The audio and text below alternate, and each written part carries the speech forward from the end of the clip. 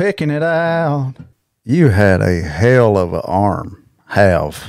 You're not dead. No, but my arm's about dead. But yeah, I did.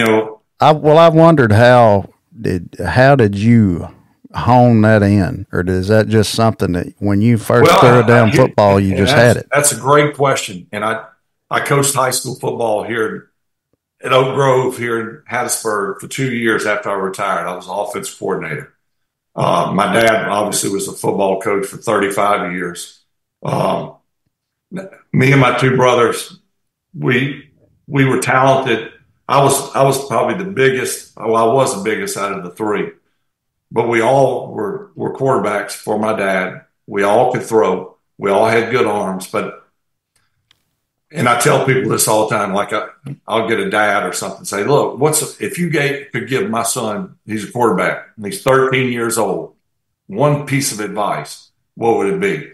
Now, if you polled all the quarterbacks that's played in the National Football League and polled them for that same question or with that same question, what advice would they give? Probably all of them would give an answer that would not be like mine. I would tell that kid and that parent, throw distance as much as you can. I said, and here's what I did. Say you and your son are throwing. You just throw 10 yards, back up to 15, back up to 20, back up to 25, until you get to the point where he is struggling to throw it to you. With where he's and the ball comes out a little, flutters, and it lands at 39 yards, and then the next one he throws it, and it goes end over end. It's at 38 yards. When you get to that point, you throw about 5 to 10 balls until he just slowly throwing it shorter and shorter. And then you stop. And then the next day, you do the same thing.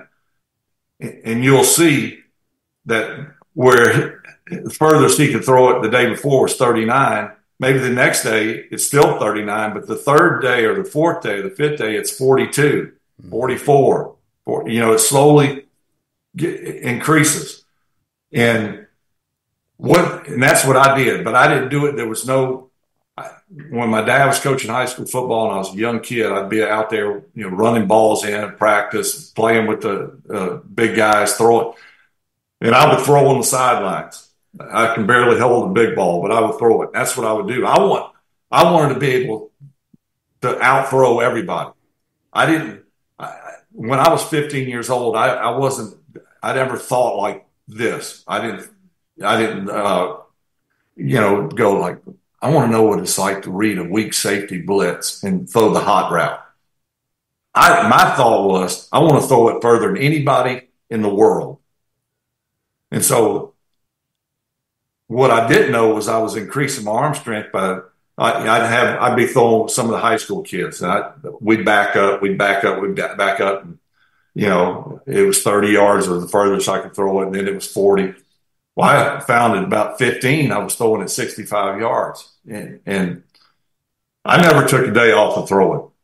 Even when I played summer league baseball in high school, I would throw distance. And what that ended up doing, unbeknownst to me, was the furthest I ever threw was 83, that's a long ways. Now, I didn't throw at 83 in a game, but when you have an arm strength that enables you to throw it that far, a 50-yard throw is easy. Now, most people go, a 50-yard throw is easy. I mean, I can't even throw it 45 yards. Yeah. And you're saying, like, for me, my game, I think for people who follow my career, was really more about making something out of nothing.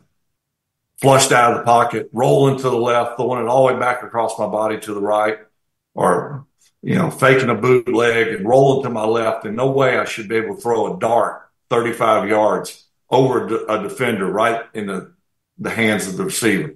Well, you can't do that if you can only throw it 40 yards. Yeah. You know what I mean? Yeah. So can you be successful with an okay average arm? Absolutely. But everything has to be perfect. So the timing, their footwork, your decision making, all that has to be perfect, because if you're a little late on the throw because your footwork was out of whack, it's going to be picked off or it's going to be behind the receiver. You know, and so for me, it bailed me out of a lot of plays. And, you know, I used my footwork and my legs, and I could run early in my career, but I would buy time with my legs and then use my arm to make any throw. Yeah. And so, yeah, early on, I knew I could throw it. In high school, I said, I haven't come across anyone who could even come close to throwing it like me. And I'm just talking about velocity and distance. Mm-hmm. So when I go report at Southern Miss the first day, you know, I'm thinking, like any kid in my situation, you're kind of sizing up the talent that you're going against. And I was a little bit intimidated, you know, before the first practice. I'm like, maybe I can't throw it like them. Maybe I'm the best in my county, but, you know, that don't mean that I'm going to size up against these guys. When I started unleashing it, the whole team was like, damn, did you see that?